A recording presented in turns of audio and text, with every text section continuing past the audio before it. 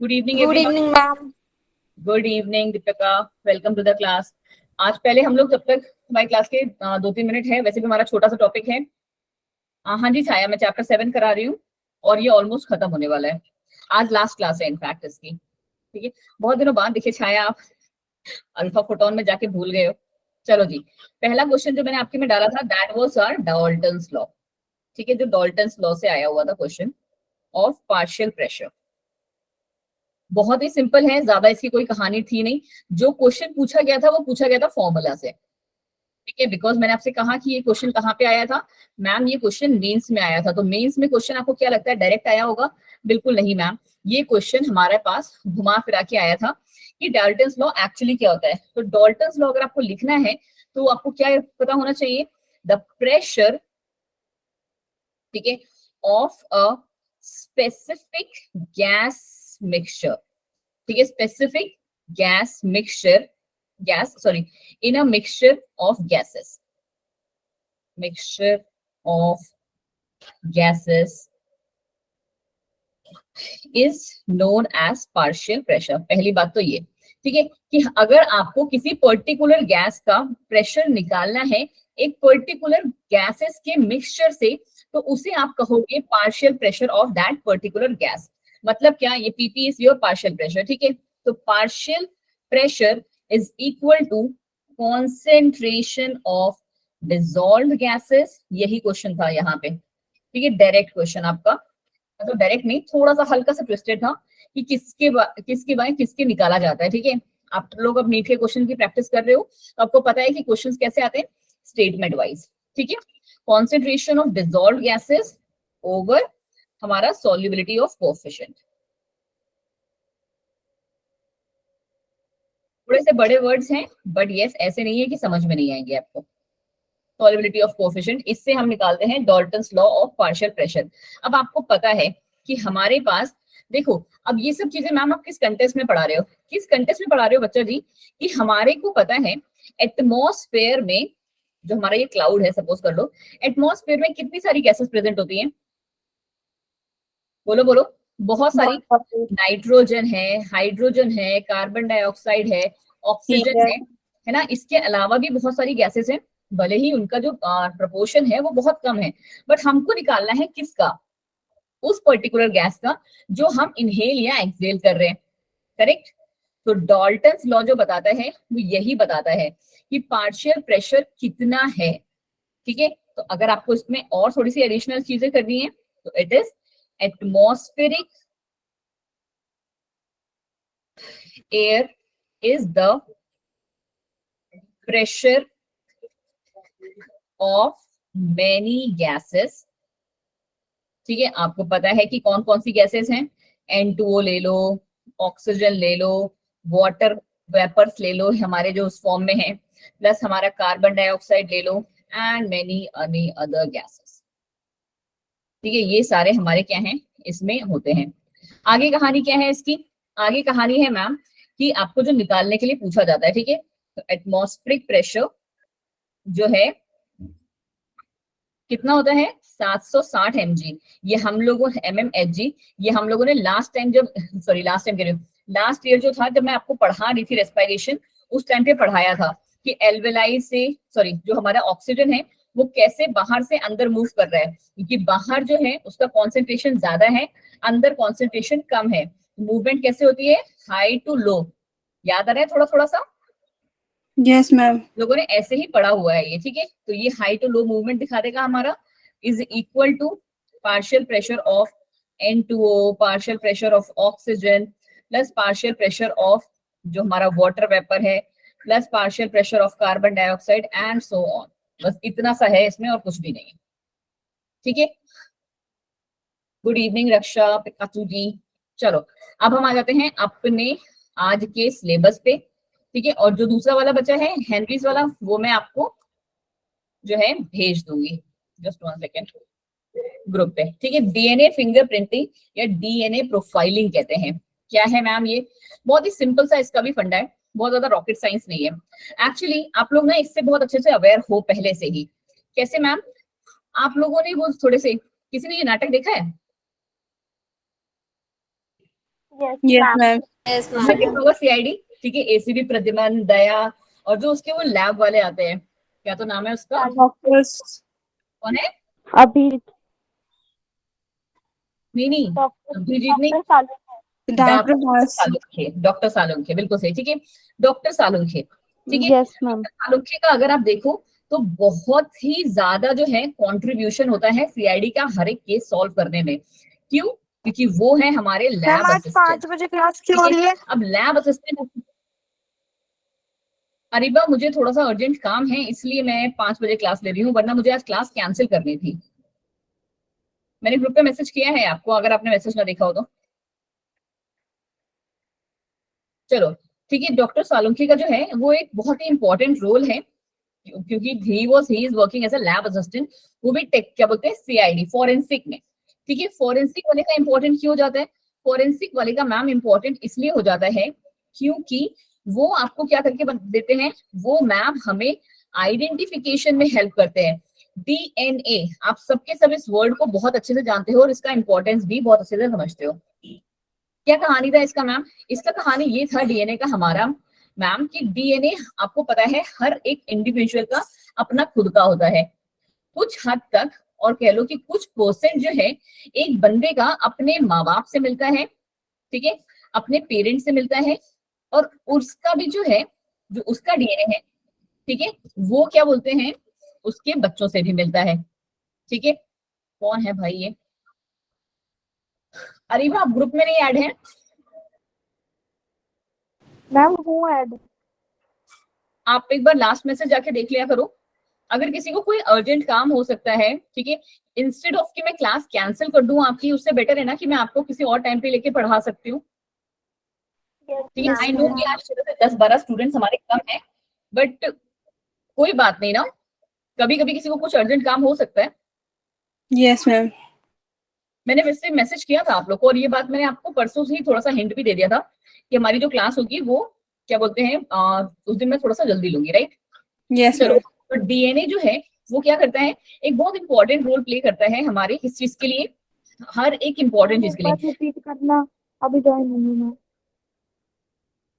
अरे वाह, आप तो कल से ये बात पूछ रहे हो, फिर भी आप टाइम से ज्वाइन नहीं किए। चलिए जी, हम लोग पढ़ रहे थे, हम लोगों ने जो स्टार्ट किया है Riba, that is your DNA fingerprinting. Last topic है, छोटा सा ही टॉपिक था, इसीलिए मेरे को लगा कि आज के आज उसको खत्म कर देते हैं, ठीक है, कि हम लोगों का जो डीएनए है वो कितना इंपॉर्टेंस रखता है हमारा जो है किसी भी एक पर्टिकुलर चीज में। और मैं आपको स्टोरी की तरह समझा रही थी, तो इसलिए मैं आपको लेके आ गई थी सीआईडी पे, जो कि आपने सारा सीरियल देखा होगा, ठीक है। सीआईडी में मोस्ट ऑफ द केसेस जो है वो डॉक्टर सालुंखे की हेल्प से होते हैं, बिकॉज वो एक लैब असिस्टेंट है वहां पे। वो करते क्या है, वो आपको बताते हैं कि अगर कोई बंदा है, उसका जो है क्या बोलते हैं डेड बॉडी है, अगर किसी का उसने गला दबा के किसी ने किसी को मारा है, तो क्या है, उनके जो ये फिंगरप्रिंट्स होते हैं ना, ये उसके ऊपर रह जाते हैं, करेक्ट। और आपने देखा भी होगा, क्या बोलते हैं, बाल की खाल, हाँ जी, वो बहुत चुल करते हैं वैसे उनका और उसका प्रद्युमन का देखने में केमिस्ट्री मजा आता है, ठीक है। और अगर किसी ने किसी को किसी चीज की हेल्प से, सपोज इस पेन की हेल्प से ही मार दिया होगा ऐसे करके, तो भी हमारा जो है ये जो यहाँ फिंगरप्रिंट्स है वो यहाँ पे रह जाते हैं। और आपको पता है कि जो डीएनए है उसका जो सीक्वेंस है वो हर एक इंडिविजुअल का अपना होता है, किसी का भी किसी से मैच नहीं करता है। सिर्फ कुछ परसेंट जो है वो उसके पेरेंट्स से या कह लो चिल्ड्रन से मिलता जुलता है, ठीक है। तो हमने यही चीज स्टार्ट की थी कि डीएनए फिंगरप्रिंटिंग या डीएनए फिंगर जो प्रोफाइलिंग है वो है क्या एक्चुअली मैम। तो बेसिकली मैम क्या है ये, कि it is a technique to identify the similarity and the difference of DNA fragments of two individual, ठीक है। दो अलग अलग लोगों में जो डीएनए फ्रेगमेंट्स हैं वो कितना सेम है, कितना अलग है, कितना परसेंटेज किसी का मिल रहा है, वो आपको कौन बताता है, डीएनए फिंगरप्रिंटिंग की हेल्प से या डीएनए प्रोफाइलिंग की हेल्प से आप पता कर सकते हो, ठीक है। फिर क्या है, it was first developed by Alex Jeffrey.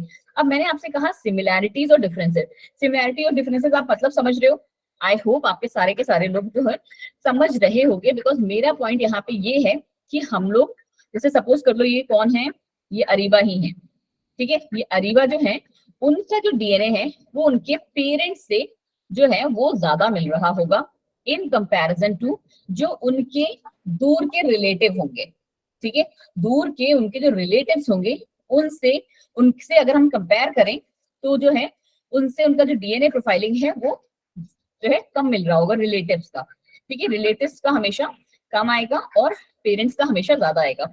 तो यही चीज है हमारी क्या, डीएनए प्रोफाइलिंग या डीएनए फिंगरप्रिंटिंग, ठीक है। एलेक्स जेफरी ने इसको जो है डिजाइन किया था। आगे आ जाओ, कहानी क्या है। अब मैम ये सब हो कैसे रहा है, आप कैसे कह रहे हो मैम कि ये जो है हमारा पेरेंट्स से ज्यादा मिल रहा है, रिलेटिव से कम मिल रहा है, क्यों? क्योंकि हमारे पास, आपको पता है, आप सारे के सारे पढ़ चुके हो एक वर्ड, क्या नाम है?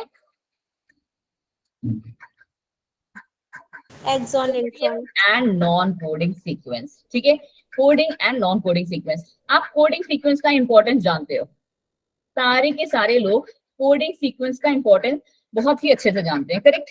अब आता है नॉन कोडिंग सीक्वेंस का importance. DNA carry some non coding repetitive sequence.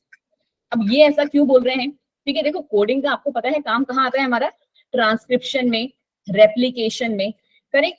But ऐसा नहीं है कि नॉन कोडिंग जो सीक्वेंस है हमारे उनका कोई इंपॉर्टेंस नहीं रह जाता, उनका भी बहुत इंपॉर्टेंस होता है। कब? अब मैम, क्योंकि नॉन कोडिंग सीक्वेंस में क्या होता है ना, आपको पता है नॉन कोडिंग सीक्वेंस मतलब क्या, कि वो बड़े ही डेंसली पैक्ड है। पर याद है ना, हमने उसमें पढ़ा था हेटेरोक्रोमैटिन एंड यूक्रोमैटिन में, कि हेटेरोक्रोमैटिन जो है वो हमारा बहुत डेंस पैक्ड होता है ना। Yes, अगर ma'am. आपको याद हो तो एक बार हेटेरोक्रोमैटिन और यूक्रोमैटिन को भी जाके देख लेना, ठीक है। वो बहुत ही डेंसली पैक्ड होता है, क्यों मैम? क्योंकि वहां पे रिपीटेड सीक्वेंस प्रेजेंट है। क्या प्रेजेंट है बच्चा? Repeated. रेपिटेटिव सीक्वेंसेस प्रेजेंट है।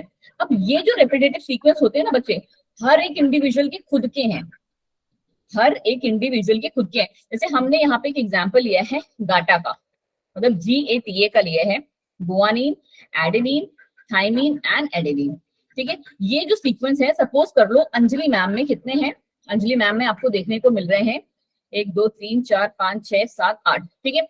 80% जो है अंजलि मैम में है ये सीक्वेंस। अब अंजलि मैम में ये सीक्वेंस आए कहाँ से? कुछ उनके मॉम से और कुछ उनके डैड से, ठीक है। दैट मीन्स कि ये जो पर्टिकुलर सीक्वेंस है, तभी हम कहते हैं ना कि अगर आपने सुना होगा कि क्या बोलते हैं, कौन सा केस था वो, क्या बोलते हैं, भाई बहन का जो है जेनेटिक मटेरियल जो है वो ज्यादा मिलता है, करेक्ट, उनके पेरेंट्स से भी ज्यादा मिलता है इनकम, अगर हम कंपेयर करें तो, और वो भी ट्विंस का तो जो है और भी ज्यादा मिलता है, ठीक है। तो वो इसी वजह से होता है, क्योंकि उनका जो सीक्वेंस है उनके पेरेंट्स से उनके पास आया है, तो वो जो स्पेसिफिक जो रिपीट होगा वो उस पर्सन में बहुत ज्यादा देखने को मिलेगा। अब ये कोई भी हो सकता है, ठीक है, हमने अभी एग्जांपल के लिए GATA को लिया हुआ है।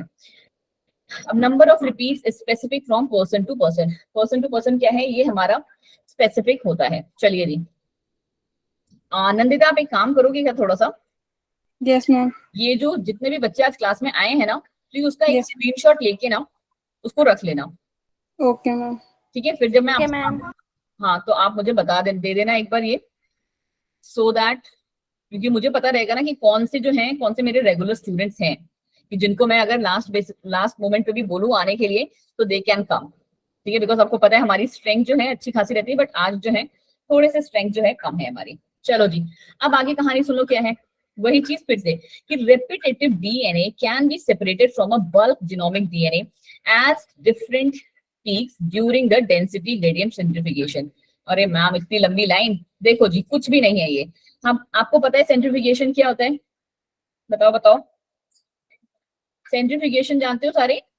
Yes, ma'am. मतलब किसी का ब्लड डाल दिया, फिर उसको रोटेट होता है बहुत फास्टली, उसके जो सब्सटेंस होते हैं वो डिफरेंट अलग अलग हो जाते हैं। बिल्कुल जो सही हैवी लड़के, सब्सटेंस होता है वो नीचे बैठ जाता है। बिल्कुल सही, लवली, ऋतु, नंदिता, वेरी गुड, ठीक है। अगर आप लोग को नहीं याद है बच्चा जी, तो मैंने आपको लास्ट ईयर ही बढ़ाया था ये, आई गेस लास्ट ईयर की क्लास है ये, ठीक है, कि यहाँ पे एक सेंट्रीफिकेशन मशीन होती है हमारे पास, जिसमें क्या होते हैं, ऐसे ऐसे करके, ठीक है, कुछ ऐसी मशीन होती है, बहुत ही महंगी मशीन होती है ये, और ठीक है, ऐसे करके कोई मशीन होती है जिसमें ना एक पर्टिकुलर टेस्ट ट्यूब की तरह एक ट्यूब आता है, बट वो प्लास्टिक का होता है, ठीक है। हम उसमें अपना ना सैंपल डालते हैं, ठीक है, उसमें मैम हम अपना सैंपल को डालते हैं, अच्छा हर्षेज एक्सपेरिमेंट में, ओके ओके, हाँ जी हर्षेज एक्सपेरिमेंट में भी बताया था आपको, ठीक है। आज ग्रेट, आप लोग की याददाश्त काफी अच्छी है, ठीक है। हमने ना उसमें क्या किया, अपना सैंपल डाल दिया मैम, और अब ना हमें पता करना है कि इस पर्टिकुलर सैंपल में क्या क्या है। तो ये इसको उठा के, इसका एक ढक्कन आता है, ठीक है, इसको हमने ऐसे करके कवर किया और इस पे डाल दिए, हर एक ये जो होल है ना जैसे, उसमें इसको हमने फिट कर दिए, ठीक है। और फिर हम इसको करते हैं रोटेट, RPM, रोटेशन पर मिनट, ठीक है। रोटेशन पर मिनट क्या है हमारा मैम, ये है कितना, मिनिमम 1000 रोटेशंस पर मिनट। सोचो क्या स्पीड से घूमती होगी, ऐसे ऐसे ऐसे ऐसे ऐसे, जैसे उनका वो नहीं घूमता चक्र, सुदर्शन चक्र, इट्स लाइक दैट, ठीक है। ये उस स्पीड से जो है अंदर घूम रही है। अब एक 1000 to 10,000। हाँ बहुत नहीं, उससे भी ज्यादा क्या होते हैं पता है आपको बच्चे, ठीक है। एक धागा नुमा स्ट्रक्चर है, उसको तुम इतना स्पीड से घुमाओगे तो क्या होगा, सब टूट जाएंगे, सब के सब कट गए, टूट गए, यही होगा, खुद से सोचो, है ना। हमारे क्या हो जाएंगे, पूरे का पूरा डीएनए फ्रेगमेंट्स में बदल गया हमारा, ठीक है मैम। अब ये जो फ्रेगमेंट्स हैं, अब हम इनको पढ़ेंगे कैसे, हम इनको कैसे देखेंगे दूसरी जगह पे, ये तो हमने तोड़ दिए। अब इनको हमें क्या करना है, प्रोफाइलिंग करनी है। क्या कहते हैं बच्चे उस वर्ड को, हम वर्ड यूज करते हैं मैम प्रोफाइलिंग, ठीक है। अब प्रोफाइलिंग किस हिसाब से होती है, प्रोफाइलिंग मैम हमारी उस हिसाब से होती है कि हम फ्रेगमेंट्स को लगाते हैं। तुमको क्या लग रहा है कि ये जो 1000 RPM में घूम रहे हैं, ये इसको एकदम इक्वल फ्रेगमेंट्स में तोड़ रहा होगा, कि हर हमारा सपोज कर लो, अभी सपोज के लिए मैं कह रही हूँ, ठीक है, 10 सेंटीमीटर का हमारा ये डीएनए फ्रेगमेंट है। आपको क्या लग रहा है कि ये हर बार 1 सेंटीमीटर पे जाके तोड़ रहा है? नो मैम, नहीं, वो उसका रैंडम चॉइस है ना। माइट भी 1.1 पे एक बार कर रहा हो, 1.7 पे नेक्स्ट पे कर रहा होगा, 1.8 पे नेक्स्ट पे कर रहा होगा, हो सकता है मैम 2.5 पे भी तक पे भी पहुंच गया जा रहा होगा, करेक्ट, पॉसिबिलिटी है। तो अब यस हम मैम, क्या करते हैं, इन्हीं डीएनए फ्रेगमेंट्स को लाइन से लगाते हैं, किसके बेसिस पे, डेंसिटी ग्रेडियंट। क्या वर्ड यूज करते हो बच्चा, डेंसिटी ग्रेडियंट, ठीक है। अब डेंसिटी ग्रेडियंट क्या है ma'am, density gradient is nothing but their molecular weight. क्या है ये, उसका मॉलिक्यूलर वेट है ये, ठीक है। ये मैम उसका वेट है, जितना जिसका वेट होगा वो उतना नीचे, और जितना जो लाइट होगा वो ऊपर। इतना कॉन्सेप्ट समझ में आया आपको? यस मैम, आई होप सबको समझ में आया, बहुत ही इजी लैंग्वेज में समझा रही हूँ। तो वही चीज उन्होंने यहाँ पे लिख के बता दी है कि repetitive DNA separated from a bulk genomic DNA, वही बल्क ऑफ जीनोमिक डीएनए से हमने रेपिटेटिव डीएनए को अलग कर दिया है at different peak during the density gradient, ठीक है। सेंट्रीफ्यूगेशन के बाद डेंसिटी ग्रेडियंट के बेसिस पे वो अलग अलग हो गए। The bulk DNA forms a major peak, bulk DNA क्या करता है, एक मेजर पीक बनाता है, देख रहे हो कितना मोटा पीक बनाया है उसने, ठीक है। बल्क वाला जो डीएनए है, क्योंकि उसमें क्या है, बल्क मतलब ह्यूज अमाउंट में है, तो वो एक बड़ी सी पीक बनाएगा यहाँ पे, ठीक है। And small peaks are called satellite DNA, जो छोटी छोटी पतली पतली बन रही है ऊपर साइड में, इनको हम कहते हैं क्या, सैटेलाइट डीएनए। तो नाउ यू नो कि मेजर पीक क्या है, बल्क डीएनए, सैटेलाइट बैंड्स या सैटेलाइट पीक्स क्या है, वो हमारा मैम क्या है, छोटी छोटी वाली, ठीक है। ये वाली स्लाइड बिल्कुल क्लियर है आपको, है ना। चलो आगे बढ़ जाओ थोड़ा सा और। अब क्या कहानी आई मैम, हमारे पास सैटेलाइट डीएनए समझ में आ गया। सैटेलाइट डीएनए कौन सी हमारी, जो छोटी छोटी वाली है डीएनए, Small peak. बोला था हमने बोला था स्मॉल पीक्स, ठीक है। जो स्मॉल पीक्स हैं, एस से सैटेलाइट, एस से स्मॉल, ठीक है।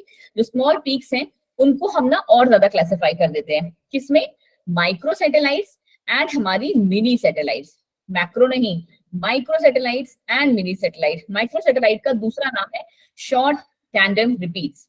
क्या कहते हैं इसे हम, शॉर्ट टैंडेम रिपीट्स, ठीक है जी। और ये जो होती है, इनका जो साइज होता है वो कितना आपको देखने को मिल रहा है, माइक्रो सैटेलाइट का 2 से 6 base pair, only 2 to 6 base pair, ठीक है। ये क्या है, जैसे सपोज कर लो कि जैसे कौन सा ले लें, एक ले लेते हैं GAATTC, ठीक है। एक सीक्वेंस हमने ले लिया, 2 से 6 के बीच में आ रहा है ये। गुड इवनिंग जानकी, थोड़ा सा लेट हो गए यहाँ बच्चे, ठीक है। GAATTC है ये, ठीक है। ये हमारा एक बेस पेयर है, ठीक है मैम। इसका मतलब है कि यहां से लेके यहां तक 8 बार ये क्या है, सेम ही जो है रिपीट हो रहा है। क्या क्या है इसका नाम, शॉर्ट टेंडम रिपीट। किसी को भी कोई डाउट है STR में, नो मैम। एक बार फिर से सुन लो, ये जो आपको एक कॉलम दिख रहा है ना बच्चे, ठीक है, ये हमारा GAATC का एक है, ठीक है। दूसरा GA इसके जस्ट ही साथ ही स्टार्ट हो जाएगा फिर से, फिर तीसरा,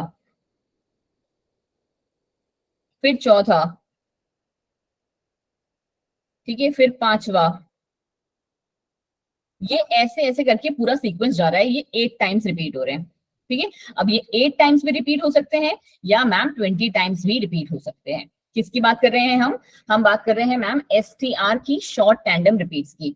I hope now everyone is clear with micro satellite. बोलो जल्दी से एक बार, सीक्वेंस रिपीट हो रहा है। हाँ जी बच्चे, बिल्कुल सही कहा आपने कि मैम यहाँ सीक्वेंस रिपीट हो रहा है, ठीक है। चलिए जी, थैंक यू। ये था हमारा माइक्रो सैटेलाइट। अब मैक्रो सैटेलाइट की कहानी क्या है? मैक्रो सैटेलाइट्स में साइज ऑफ ईच रिपीट कितना होगा? 100 ऑफ बेस पेयर। सोचो आप, ठीक है, जो हमने ये मैंने आपको ये 2 से 6 के बीच में बताया है, ये तो हमारे लिए स्टडी करना इजी है, ठीक है।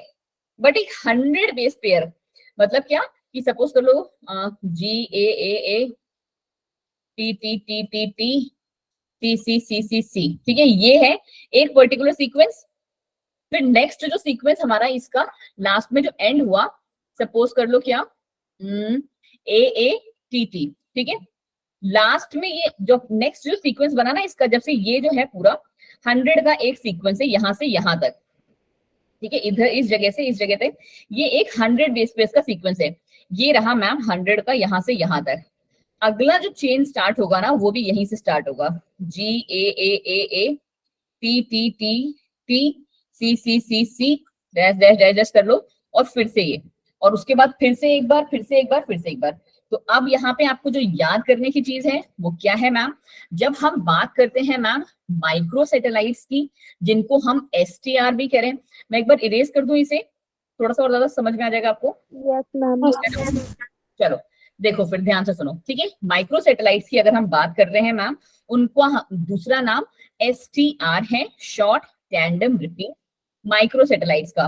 बल्कि मिनी सैटेलाइट्स जो होंगी, माइक्रो मतलब सबसे छोटी होंगी, ये बस याद रख लो, ठीक है। उनका जो साइज होगा मैम बेस पेयर्स का रिपीट का, वो 2 से 6 होगा। और वो जो रिपीट्स होंगी वो या तो 8 बार रिपीट होती है या 20 टाइम्स रिपीट हो सकती है। But when we are talking about mini satellites को हम VNTR कहते हैं। और ये जो है इनका जो साइज ऑफ रिपीट है वो कितने पे हो रहे हैं? 100 ऑफ बेस पेयर्स पे, ठीक है। 100 ऑफ बेस पेयर्स यहाँ पे हैं और ये 4 बार लगभग रिपीट होती है। क्लियर हुआ ये पूरा? Yes ma'am. इसी का दूसरा नाम है VNTR, variable number tandem repeats. Clear? Yes ma'am. बड़ा सा यहां लिख देती हूँ मैं, micro satellite is equal to short tandem repeats, mini satellite is equal to क्या? VNTR। खत्म कहानी? Yes ma'am. खत्म कहानी। अब इससे थोड़ा सा और पता है कैसे समझ सकते हो? माइक्रो मीन्स छोटा होता है और STR भी देखो छोटा ही है, VNTR के कंपैरिजन में तो छोटा ही है ना। चलो जी आगे बढ़ जाओ। सॉरी जी, मैम हाँ जी नंदिता। वैसे ये 4 बार मतलब सेम ही कोडिंग रिपीट होगी, फिर उसके बाद हाँ जी बच्चे, नेक्स्ट टाइम बिल्कुल अलग कोडिंग होगी, वो भी 4 बार। बिल्कुल सेम, बिल्कुल सेम, बिल्कुल सेम। अगर तुमको और ज्यादा क्लियरिटी से समझना है ना नंदिता, तो आप ना जैसे ABCD को सपोज कर लो, A से लेके Y तक ले लो आप, है ना। Yes ma'am. ABCD Y, ठीक है, Z नहीं, ठीक है, Y तक ले लिया। 25 वो होगा पहले, फिर A से लेके Y तक, फिर A से लेके Y तक, फिर A से लेके Y तक। ये 4 बार रिपीट होंगे लगातार। और उसके बाद अलग कोडिंग आएगी। उसके बाद नया नया चेंज चलेगा नॉर्मल। यस और जरूरी नहीं होगा कि वो रिपीटेशन होगा, बट जब यहाँ रिपीटेशन होगा तो ये लगातार होगा बिना किसी गैप के। ओके। और कोई डाउट किसी को इस चीज में? No ma'am. नो? चलो जी आगे बढ़ जाओ। अब क्या है, जो मैंने आपको स्टार्टिंग में बात बताई वही चीज इन्होंने यहाँ लिख दी है बस, कि in a person copy number varies in each chromosome. हर एक का खुद का जो है कॉपी नंबर होता है। 2 alleles maternal and paternal of a chromosome also contain a different copy number of DNA। अब यहाँ पे ना एक आपसे क्वेश्चन पूछा जाता है, कैसे? आपको जो एग्जाम में पूछा जाता है क्वेश्चन, मतलब मेरे से ना उसका क्वेश्चन आज मुझे मिला नहीं, बट मैं तुम्हारे लिए क्वेश्चन लेके आती हूँ उसका, ठीक है। जस्ट 1 सेकेंड, कैसे बनाऊं कैसे बनाऊं। ये है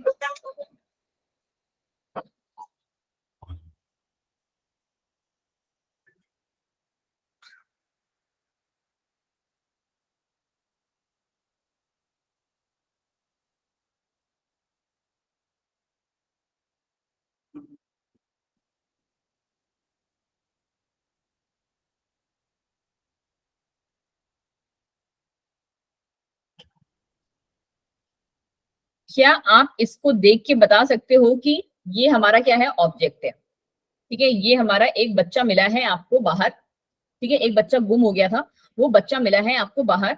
क्या आप वहां पे ना दो मम्मियां आ गई कि ये मेरा बेटा ये मेरा बेटा, ठीक है। तो आप क्या देख के बता सकते हो कि उसकी मॉम कौन सी होगी?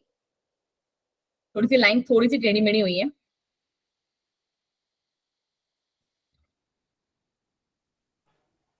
मैं थोड़ा बहुत बता सकते हैं कि उस थोड़ा बहुत जो है मैम, ए वाला जो है मिल रहा है एक जगह से, दो जगह से, तीन जगह से, चार जगह से, पांच जगह से, बाकी नहीं मिल रहा है, कोई बात नहीं, ठीक है। बट ये वाला तो मैम एक भी जगह से नहीं मिल रहा। Yes ma'am. Yes, ma'am. इसी टाइप का क्वेश्चन आता है प्रोफाइलिंग से, ठीक है। जैसे मैंने ये प्रोफाइलिंग वाला आपको मॉम वाला बता दिया, मॉम और सन का, ऐसे ही मर्डरर का भी आता है, ठीक है। कि ये हमने जो था, हमारा सस्पेक्ट था, सस्पेक्ट मींस मर्डरर, जिसने मर्डर किया था, ठीक है, उसका डीएनए प्रोफाइलिंग है। और ये जो दो बंदे थे, सपोज कर लो दीपिका और लवलीन, ठीक है, तो ये हमारे दीपिका और लवलीन थे। अब बताओ कि मर्डर किसने किया है, ठीक है। तो जिसका मैच कर गया उसने मर्डर किया है भाई, ठीक है। क्योंकि आपको पता होगा कि ये हम लोग अगर जैसे सपोज कर लो किसी का बाल रह गया, अगर हल्का सा किसी का जो थी उसको छींक वीक भी आ गई उस टाइम तक, और अगर वो उस टाइम पे उसमें है वेपर फॉर्म में, कुछ ही नहीं है, वो है, या किसी के हाथ के जो निशान होते हैं वो हो गया, या फिर स्पर्म सेमेन जिसे हम कहते हैं वो रह गया, ब्लड रह गया, तो इससे भी हम क्या कर सकते हैं, आइडेंटिफाई कर सकते हैं, जो वो आपके क्या नाम है सालुंखे करके देते हैं, ठीक है।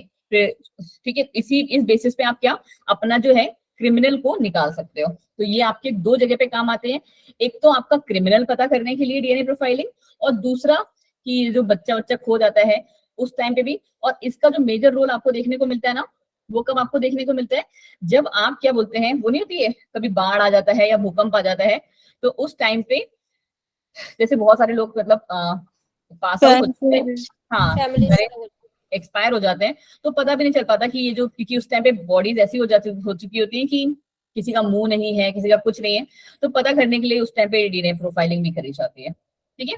चलो आ जाओ जी। VNTR is specific from person to person, now we know this very well, ठीक है, हमें बहुत अच्छे से पता है। The size of VNTR varies from 0.1 से 20 किलो बेस तक, ठीक। चलो जी आगे बढ़ जाओ मैम। फिर क्या है ये हमारा डीएनए पॉलीमॉर्फिज्म। क्या है ये डीएनए पॉलीमॉर्फिज्म? क्या लग रहा है, फिर से बताना। पॉलीमॉर्फिज्म, पॉली मीन्स क्या, मॉर्फिज्म मीन्स क्या? पॉली मीन्स तो मैं नहीं होगा, मॉर्फिज्म ज़्यादा किसी की मॉर्फोलॉजी कैसी है। बिल्कुल सही, ठीक है। हर एक सीक्वेंस का क्या हो रहा है ना, यहाँ पे बहुत सारी आपको मॉर्फोलॉजी देखने को मिल रहा है। Polymorphism is higher in non coding DNA. Non coding DNA में जो है पॉलीमॉर्फिज्म बहुत ही ज्यादा आपको देखने को मिलता है, ठीक है। तो ये चीज बस यहाँ पे ये बताने की कोशिश कर रहे हैं। Just 1 second.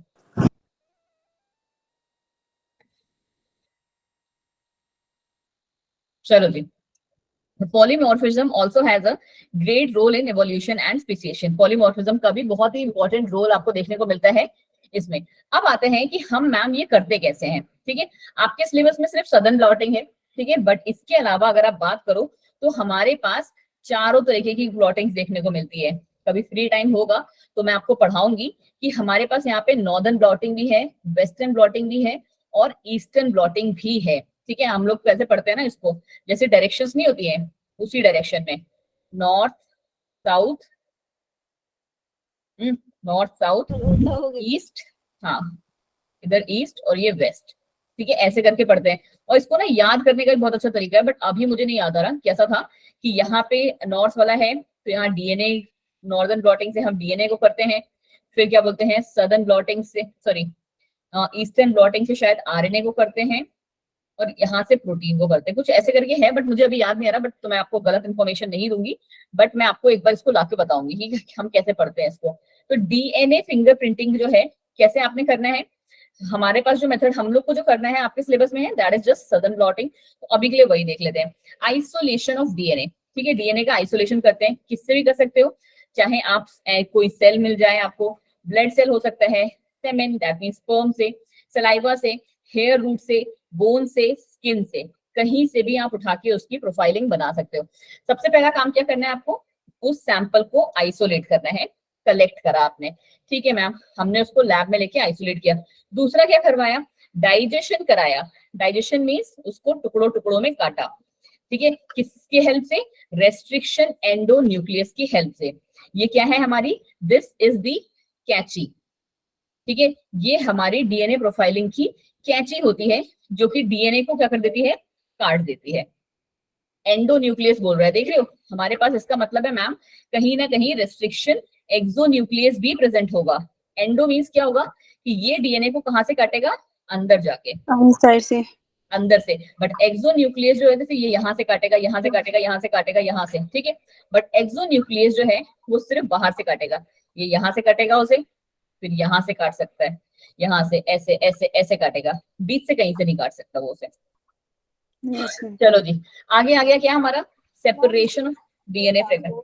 हाँ जी बच्चे, कितना रह गया यार, मैम एंडोडीएस के लिए मैम कोई केमिकल वगैरह होता होगा जो अंदर से कट करता होगा न्यूक्लियस पे जाके? नहीं बच्चे, ये एंजाइम्स कट करते हैं, केमिकल कोई नहीं होता, एंजाइम्स होते हैं जो कट करते हैं उन्हें, ठीक है, एंजाइम्स हमारे कट करते हैं बच्चा, कभी भी केमिकल्स नहीं कट करते हैं, ठीक है। चलो जी, पहला स्टेप हमने क्या पढ़ा, आइसोलेशन, दूसरा स्टेप डाइजेशन, डाइजेशन किसकी हेल्प से, रेस्ट्रिक्शन एंडोन्यूक्लियस, क्योंकि मैम हमें एक बड़ी सी फ्रेगमेंट को काटना है, तो हम डायरेक्ट ऐसे अंदर अंदर से काट रहे हैं, ठीक है, ये नहीं कि साइड साइड से काटते हुए लेके जा रहे हैं। ओके मैम, फिर क्या करा हमने, जब उनको काट दिया तो अब उनको आप सेपरेट भी कर दो। सेपरेट किस बेसिस पे करोगे बच्चा जी, सेपरेट उनके वही वेट के बेसिस पे, ठीक है, उनके वेट के बेसिस पे आपने उनको सेपरेट कर दिया, वेट मतलब वही डेंसिटी ग्रेडियंट के बेसिस पे, ठीक है। फिर है और इस प्रोसेस को क्या कहते हैं, जेल इलेक्ट्रोफोरेसिस। अब आपका कल का होमवर्क मैं आपको आज से ही दे दे रही हूँ, आप लोग पढ़ के आएंगे इलेक्ट्रोफोरेसिस क्या होता है, one of the most most most important and boring technique, ठीक है, इलेक्ट्रोफोरेसिस, ठीक है। बस मैं आपको यहाँ पे ये बता देती हूँ कि यहाँ पे ना इलेक्ट्रिकल चार्ज के बेसिस पे हम जो है डीएनए फ्रेगमेंट्स को अलग कर रहे होंगे, ठीक है, इलेक्ट्रिकल चार्ज के बेसिस पे। अब कुछ बच्चे सोच रहे होंगे यार यहाँ पे डीएनए में कहा मैम फिजिक्स का लेके आ रहे हो आप, आपको पता है यहाँ पे भी आपको कैथोड और एनोड का यूज करना पड़ेगा। यस मैम, और हमारा पॉजिटिव होता है ना शायद, yes ma'am, anode, anode Yes, ma'am. Negative होता है, मैंने बहुत टाइम एनोड से बोला है पॉजिटिव इसको। होगा और कैथोड नेगेटिव। बट मैम ये मतलब आगे आगे हम पढ़ेंगे केमिस्ट्री में ना, तो फिर ये वेरिएशन करेगा, वो भी हमारे होता है जो हमारा ना था, क्या बोलते हैं भूल गई, जो इक्वेशन बनेगी हमारी उस पे, जैसे वाटर का H प्लस OH नेगेटिव होता है, ऐसे ऐसे कोई इक्वेशन बनेगी, उस पर डिपेंड करता है कि कैथोड होगा, एनोड पॉजिटिव होगा या नेगेटिव होगा। रंजिता, कल के लिए आप जो है ना इसको थोड़ा सा पढ़ के आना, थोड़ा सा पढ़ के आना, बाकी डिटेल वाला जो पार्ट है वो मैं आपको पढ़ा दूंगी, इलेक्ट्रोफोरेसिस क्या होता है Okay, ma'am. स्पेसिफिक, बेसिकली आपको जेल इलेक्ट्रोफोरेसिस का ही काम है, उसके अलावा वाली आपको टेक्निक्स का आए की जरूरत नहीं है, ठीक है, सिर्फ इलेक्ट्रोफोरेसिस वाला हल्का सा पढ़ के आना कि हम Yes, ma'am. चार्ज के बेसिस पे कैसे कर रहे हैं। आपको थोड़ा सा हिंट मैं ये दे देती हूँ कि आपको पता होना चाहिए कि हमारा डीएनए इज नेगेटिवली चार्ज्ड, है ना, और जिस प्रोटीन से वो बाइंड होता है that is positively charged, Positively charged. ठीक है। तो अब आपको ना इसका हल्का सा रोल जो है ना वो यहाँ पे देखने को मिलेगा, ठीक Yes, है, ma'am. हल्का सा, थोड़ा सा Okay, एक ma'am. point है आपके लिए, बट यस थोड़ा सा पढ़ो, और इसके अलावा मैं कोई होमवर्क नहीं दूंगी। प्लीज लवलीन आप ग्रुप में डाल देना कि homework for tomorrow is electrophoresis, ठीक है, या मुझे Okay, ma'am. तो मैं ग्रुप पे डाल दूंगी, वरना पता चला बच्चे बोलेंगे ये मैडम बनी फिर रही है, मैम ने तो काम नहीं दिया है। चलो आ जाओ, हमने क्या किया, जेल इलेक्ट्रोफोरेसिस के बेसिस पे मैम हमने इनको सेपरेट कर दिया। अब आप यहाँ पे देख रहे हो कि यहाँ पे मैम देखो, मैं आपको बताऊँ बहुत मस्त तरीका बताती हूँ, मतलब वैसे कल मैं बताऊंगी पूरा आपको, बट अभी ना एक हल्का सा चीज बता देती हूँ। यहाँ पे क्या होता है, देखो अब ना हम लोग बहुत ही अंदर प्रोफाइलिंग में पहुंच गए हैं। यहाँ पे ना ऐसे करके जो ये वो आपको देखने को मिलेगा ना इलेक्ट्रोफोरेसिस वाला,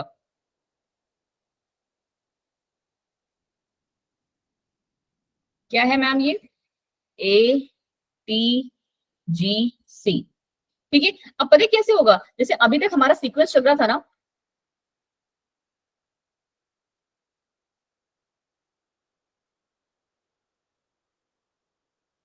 ठीक है, सपोज कर लो हम इसकी बात कर रहे हैं, अभी के लिए इलेक्ट्रोफोरेसिस हटा दूं मैं, होमवर्क तो नोट कर ही लिया होगा।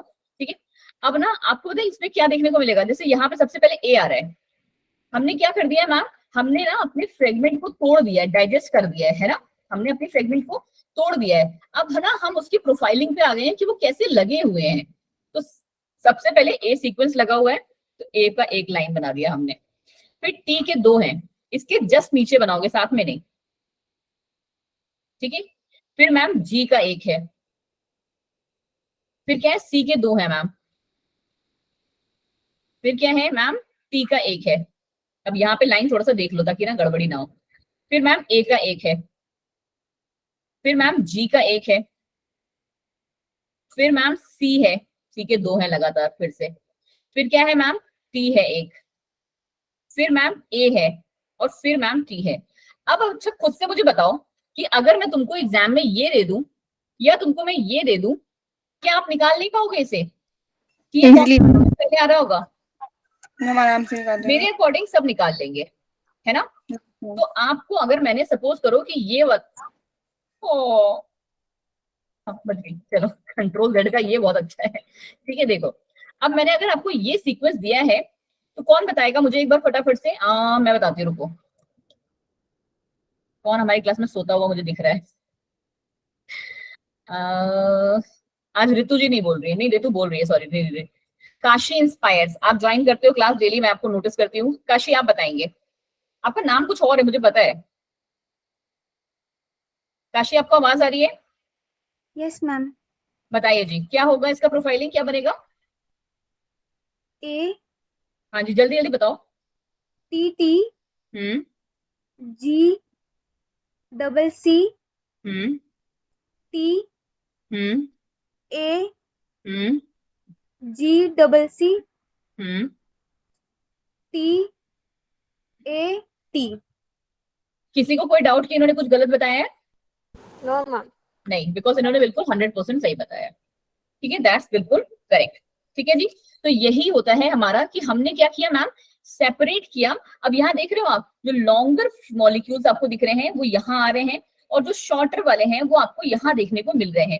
ये लगा हमारा कैथोड, ये लगा हमारा एनोड, और यहाँ पे हम लोगों ने क्या किया है, मिक्सचर को ऑफ डिफरेंट साइज को लोड कर दिया है। देखो एक तो तरीका ये वाला था जो मैंने आपको अभी बताया, उसके अलावा यहाँ पे हम लोग अभी के लिए क्या कर रहे हैं, सेपरेशन ऑफ फ्रेगमेंट्स के लिए यहाँ पे जो आपको देखने को मिल रहा है ना बच्चा, वो क्या है आपका, जस्ट 1 सेकेंड, जो मैंने आपको इलेक्ट्रोफोरेसिस वाला मेथड बताया ना, तो आप यहाँ पे देख रहे हो कि ऊपर की जगह से हम, जहाँ पे मैंने आपका ATGC लिखा हुआ था, ऊपर की जगह पे मैम हम क्या कर रहे हैं, मिक्सचर को लोड कर रहे हैं, इधर से इधर से इधर से। ठीक है, यहाँ से हम मिक्सचर को डाल रहे हैं, और द मोमेंट हम मिक्सचर को डाल रहे हैं तो ये कैसे अरेंज हो रहे हैं कि जो लॉन्ग लॉन्ग वाले फ्रेगमेंट्स है ना मैम, वो हमारे ऊपर रह जा रहे हैं। लॉन्ग मतलब क्या, हाई डेंसिटी वाले, ऐसे ही तो हमने भी पढ़ा है ना। ठीक है, Yes, ma'am. हाई डेंसिटी वाले मैम ऊपर रह जाएंगे, मोटू मोटू वाले ऐसे। ठीक है, और जब हम नीचे जाते रहेंगे तो ये और पतले और पतले और ज्यादा ही पतले होते जाएंगे। ठीक है, तो दिस इज योर थोड़ा सा इलेक्ट्रोफोरेसिस का और थोड़ा सा हिंट कि मैम हमारा जो लॉन्गर मॉलिक्यूल होगा वो कैथोड साइड में होगा, और जो स्मॉलर मॉलिक्यूल होगा वो एनोड साइड में होगा। ठीक है, बाकी इलेक्ट्रोफोरेसिस पढ़ लेना। चलो अब क्या आया हमारे पास मैम, अब आया मैम जो अभी आप बता रहे थे कि transferring of blotting of DNA fragments to synthetic membrane such as nitrocellulose और नाइलॉन। ठीक है, कि हमने क्या करा, जो डीएनए फ्रेगमेंट्स अभी तक हमारे मैम क्या बोलते हैं, हाई मॉलिक्यूलर वेट और लो मॉलिक्यूलर वेट वाले थे, हमने उनको अलग अलग उसमें सेपरेट कर रहे हैं। किसकी हेल्प से कर रहे हैं मैम, हम कर रहे हैं नाइट्रोसेलुलोज और नाइलॉन के हेल्प से बना हुआ एक सिंथेटिक मेम्ब्रेन, ये रहा। ठीक है, इसके हेल्प से हम उसको कर रहे हैं, पेपर टॉवल पे हम उसका क्या करते हैं, कार्बन कॉपी लेके आ जा रहे हैं। ठीक है मैम, आ जाओ जी। इसको पता है क्या बोलते हैं, जिसमें हम ये सारे एक्सपेरिमेंट करते हैं बच्चे। ठीक है, मैं ये बताना शायद आपको भूल गई, या आपको कभी कोई वर्ड पूछ ले, इसे हम कहते हैं बफर ट्रे। क्या कहते हो बच्चे? Buffer tray. ट्रे। ठीक है, पता होना चाहिए आपको ये। चलो जी, अब क्या हुआ मैम हमारा? अब आया मैम हमारा हाइब्रिडाइजेशन। हाइब्रिडाइजेशन आप कैसे कराओगे मैम, बताओ जी, कोई आइडिया? हाइब्रिडाइजेशन मतलब तो सबको समझ में आता है ना? Yes ma'am. बताओ क्या कर रहे होगे हाइब्रिडाइजेशन में?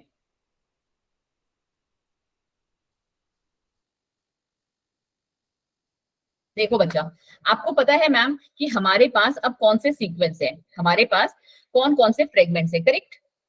ये रहा हैवी वाला, दो ले लो, और ये हल्के वाले दो ले लिए हमने। ठीक है, थोड़े से हैवी वाले को बड़ा कर देते हैं। हमारे को पता है कि इसका सीक्वेंस क्या है, करेक्ट?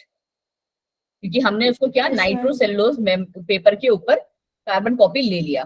ठीक है, अब हम इसका करवाएंगे हाइब्रिडाइजेशन। मतलब क्या मैम? कि hybridisation using radio active labelled VNTR probe. Now what is probe? Probe हमारे ऐसे सीक्वेंस ऑफ डीएनए होते हैं, फिर से सुन लो, प्रोब्स आर ऐसे सच डीएनए सीक्वेंस जिनका जो सीक्वेंस है ना वो फिक्स है, कि यहाँ पे मैम GAATTC, ठीक है, ये ही आएगा, उसके अलावा नहीं आएगा कुछ भी।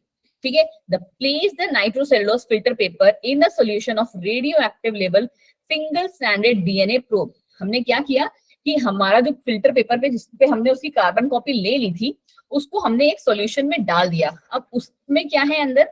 उसमें ma'am single standard DNA probes हैं, कि ये रहा मैम हमारा छोटा छोटा जो डीएनए का सीक्वेंस होता है, ऐसे वाले हैं। और ये कैसे हैं? सारे रेडियो लेबल्ड हैं, ताकि हमें पहचान रहेगी कि कौन सा किसका है। ठीक है, अब ये आपको थोड़ा सा हिंट मिल रहा है कि ये हमारे पास सीक्वेंस जो थे, बहुत सारे सीक्वेंस हमारे पास एक सॉल्यूशन में पड़े हुए हैं, और हमने क्या किया, एक radio labelled single standard DNA, single standard, double standard होगा तो कोई मतलब ही नहीं है, सिंगल स्टैंडर्ड वाला लिया। अब वो यहाँ पे जाके ना ढूंढेगा कि भाई मेरा कॉम्प्लीमेंट्री कौन है। खुद से सोचो ना, ये क्या ढूंढ रहा होगा? ये ढूंढ रहा होगा मैम CTTAAG,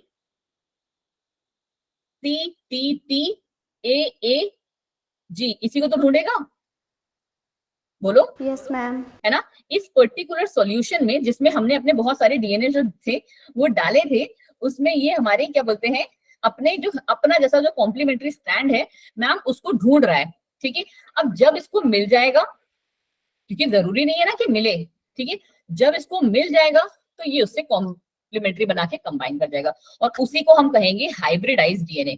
क्यों? क्योंकि एक हमारा रेडियो एक्टिव लेबल्ड वाला है जो हमने लैब से खुद से बना के डाला है, और एक हम वो है जिससे हम पता लगाने की कोशिश कर रहे हैं, जो ये हमारा किसी क्रिमिनल का या फिर किसी बेचारा जो खो गया है बच्चा, उसका स्ट्रैंड है।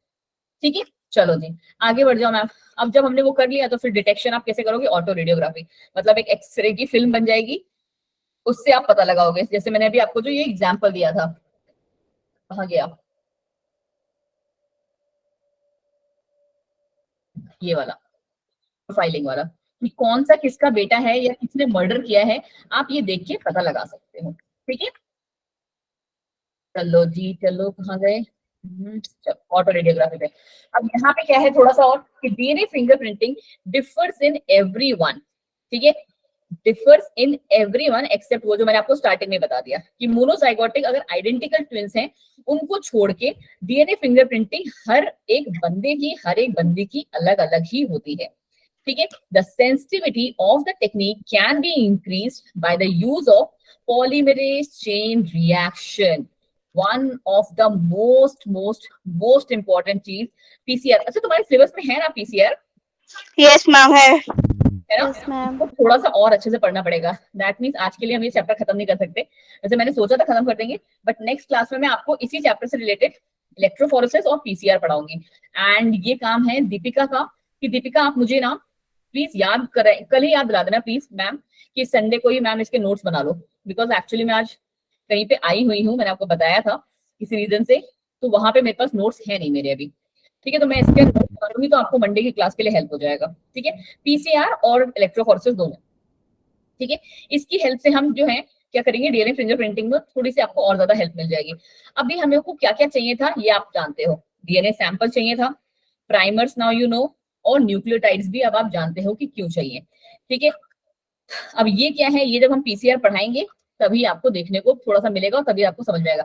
अब ये आ जाती है हमारी DNA fingerprinting at a glance. At a glance mean सबसे जो है कि हमने क्या क्या पढ़ा। हमने सबसे पहले पढ़ लिया कि मैम आइसोलेशन है, फिर हमने पढ़ लिया मैम डाइजेशन है, फिर सेपरेट किया हमने, फिर ट्रांसफर किया, हाइब्रिडाइज किया और डिटेक्ट किया। Are we clear with this? देखो यहाँ पे आप और भी ज्यादा देख सकते यस हो। मैम। ये रहा आइसोलेट करने का, फिर ये हमने उसको डाइजेस्ट किया, मतलब थोड़ा सबको, फिर बड़े फ्रेगमेंट्स को ऊपर लगाया, छोटे फ्रेगमेंट्स को नीचे लगाया, फिर हमने उसे ट्रांसफर करा उसको मेम्ब्रेन में, और हमने उस बफर ट्रे में क्या कर दिया, अपने प्रोब्स डाल दिए। तो जो उनके मैचिंग वाले थे, हाइब्रिडाइज वाले, रेडियो लेबल जो थे, वो उसको ढूंढेंगे और हाइब्रिडाइजेशन कर लेंगे, और फिर हमें वो डिटेक्ट हो जाएगा एक्सरे में थ्रू ऑटो रेडियोग्राफी। ठीक है। अब इनका काम कहाँ कहाँ आता है, जैसे मैंने आपको बताया कि फॉरेंसिक टूल्स में टू सॉल्व पैटर्निटी, मतलब कि कौन किसका बच्चा है, ठीक है, वो कराते हैं ना। डीएनए टेस्ट सीरियल्स में तो एकता कपूर का बहुत ज्यादा यूज करते हैं। रेप में कि कौन विक्टिम है, कौन झूठ बोल रहा है, कौन सच बोल रहा है मर्डर के टाइम पे। For the diagnosis of genetic disease also ये जो टेक्निक है वो यूज होती है। For the determination of phylogenetic status of animals, कि कौन सा एनिमल किससे आया है, उसको भी हम इसी की हेल्प से पढ़ते हैं। ठीक है। To determine the population and genetic diversity, ठीक है, पॉपुलेशन और उनकी जो जेनेटिक डाइवर्सिटी है उसको भी प्रोफाइल करने के काम आती है हमारी डीएनए फिंगरप्रिंटिंग टेक्निक। तो सेम ही है।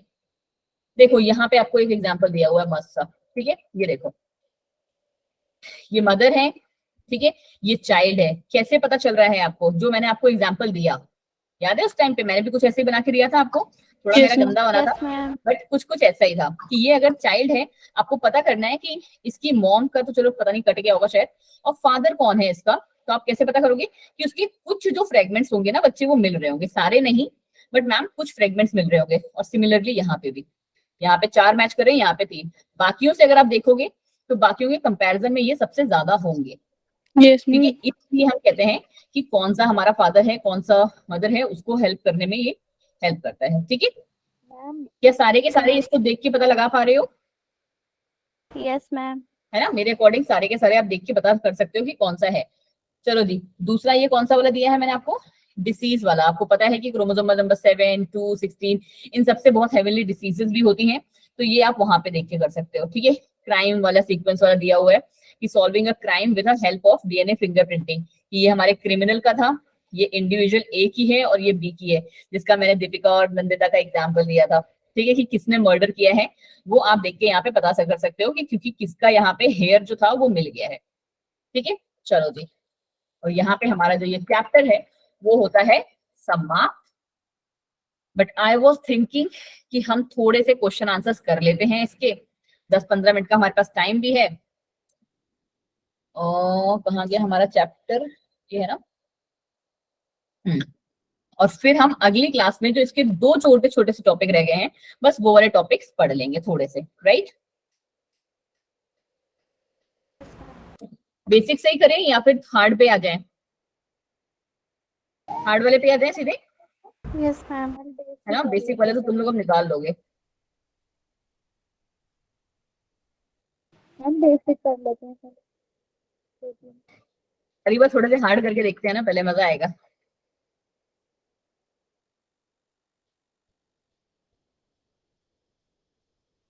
चलो जी, आ जाओ।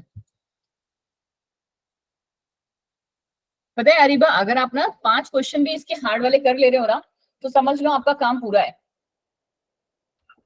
ठीक है, और थोड़े से आज हम असर्शन वाले भी करेंगे, बिकॉज ऐसा उड़ता उड़ता खबर आया है कि तुम लोग असर्शन वाले करते नहीं हो। तुम्हारी मैम को पसंद नहीं है वो बात अलग है, बट बेटा मैम की पसंद से कुछ नहीं होने वाला ना। ठीक है, आपको खुद से करने होंगे ये, बिकॉज ये आपके एग्जाम में बहुत ही धड़ल्ले से पूछे जाते हैं। ठीक है बच्चा,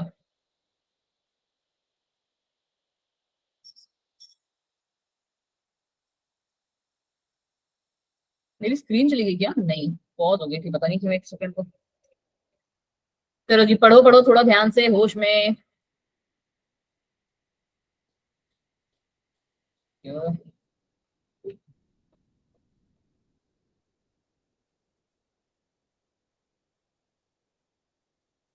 अच्छा 1 सेकंड रुकना प्लीज, पता नहीं क्यों ये स्क्रीन फ्रीज हो गई है।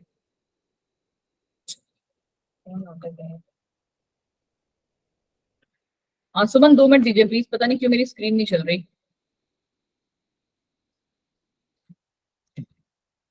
क्या है यार?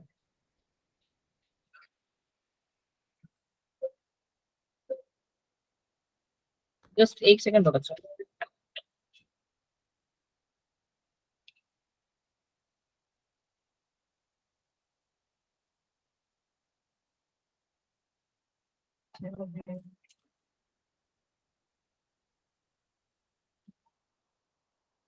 इधर तो अच्छी भली चल रही थी।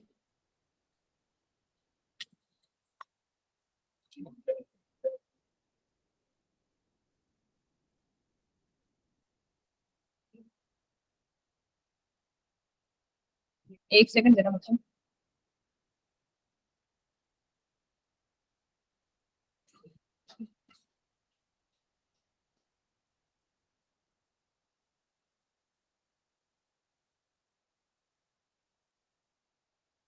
आशु एक मिनट आना, मेरी स्क्रीन फ्रीज हो गई है, कुछ भी चल नहीं रहा।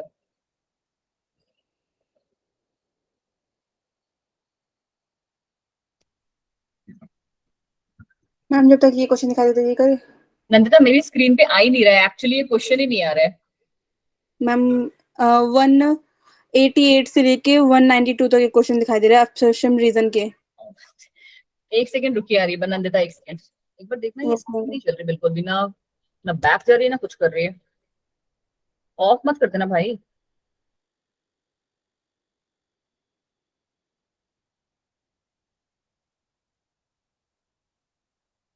इसको यहाँ पे कर्सर से पीछे लेके आना।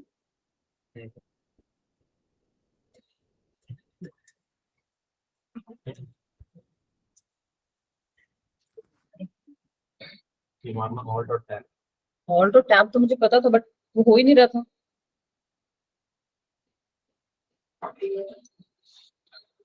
हाँ जी जी बच गए, चल गया।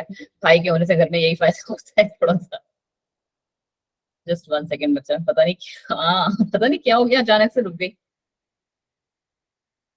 Just 1 second. हाँ मेरा एक्चुअली पूरा मेरी स्क्रीन से गायब हो गया ना, तुम्हारे स्क्रीन पे चल रहा है but I don't know what's wrong with mine.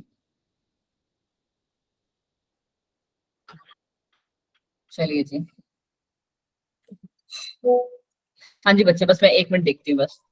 यार क्या है एक बार चलिए जी, चलिए चलिए चलिए।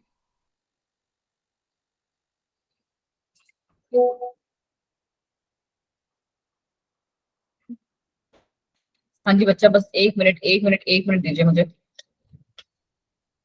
मेरा कहाँ गया व्हाइट बोर्ड पे।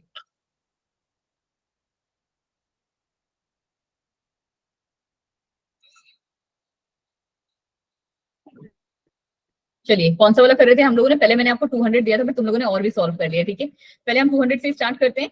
अ purine is a heterocyclic 9-membered double ring structure with nitrogen at first, third, seventh and ninth position। मैंने तभी आपसे कहा था बच्चा जी कि आपको प्यूरीन्स और पिरामिडीन्स दोनों के ही जो डायग्राम्स हैं वो याद होने बहुत ही जरूरी है, राइट। अगर आपको याद हो तो मैंने आपको कैसे बताए थे, ये रहे हमारे प्यूरीन, ऐसे पढ़ा था हमने, है ना, और ये थे हमारे Yes, ma'am. पिरामिड, ठीक है। अब इन्होंने कहा है कि फर्स्ट पोजीशन पे, थर्ड पोजीशन पे और सेवेंथ पोजीशन पे और नाइन्थ पोजीशन पे यहाँ यहाँ हमारे नाइट्रोजन होते हैं। तो क्या यहाँ यहाँ नाइट्रोजन होते हैं हमारे? Yes ma'am. बिल्कुल होते हैं मैम। Yes, यहाँ पे ma'am. कहाँ होते हैं? पिरामिडीन्स में में फर्स्ट पे, सॉरी फर्स्ट हम यहाँ से करते हैं ना इनका, ठीक है। फर्स्ट पे मैम और हमारी थर्ड पोजीशन पे, ठीक है, first second and third position पे। तो मैम ये वाली जो बात है आपकी वो बिल्कुल ही सत्य है जैसे कहते हैं, ठीक है। तो ये भी ठीक है हमारा और मेरे अकॉर्डिंग ये भी ठीक है। इसका तुमने आंसर क्या दिया 200 वाले का? मैंने आंसर नहीं देख पाई एक्चुअली, उस टाइम पे मेरी स्क्रीन नहीं चल रही थी। तो क्या आंसर दिया आप लोगों ने इसका? 200 का बी, कि सारे सही है? ओके जी, फिर तो अच्छा नहीं, फिफ्थ को छोड़ के। Purine nucleosides have 9 glycosidic linkage whereas pyrimidine nucleosides had 1 ठीक है, ठीक है। यहाँ से 9 वाले से ही अटैच होता है ये, बिल्कुल सही मैम। और पिरामिडीन्स में ये 1 से अटैच होता है। हाँ जी बिल्कुल सही है ये बात भी। फिर कह रहा है two nucleosides are linked by, nucleosides are linked by 3 prime 5 prime phosphodiester linkage to form a dinucleotide. क्या ये बात बिल्कुल ठीक है? क्वेश्चन नंबर 200 ये भी ठीक है? Yes ma'am. चलो फिलहाल के लिए तो ये भी बात हमारी मैम बिल्कुल ठीक है। लास्ट है ribose sugar can be presented as this whereas deoxyribose can be presented as this. ये उल्टा नहीं बता दिया इन्होंने, यस मैम। है ना? तो यही हमारा गलत है। चलो, और आप लोगों ने कौन सा बताया था? 189 का किस कोई बोल रहा था? मैम हाँ जी 6 दीपिका, पॉइंट समझाना। कौन सा Deepika? Ma'am 6 point. 5th point ribose sugar का क्या होता है बच्चे?